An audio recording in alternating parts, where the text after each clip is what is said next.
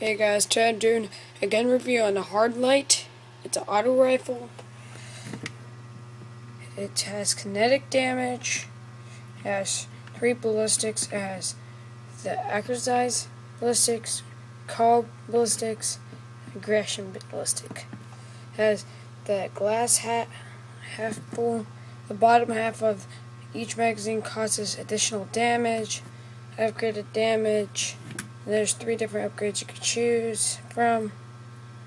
You can put quick draw, where you draw your gun even faster. Fitted stock, increase weapon stability. Field scale, maximum ammo capacity. Or violate light. Rounds fired from this weapon or penetrate targets and retreat on hard surfaces. And these are just upgrade damages. This is my gun review on the Hard Light. And thank you AA12 on 85 for having this gun, the Hard Light.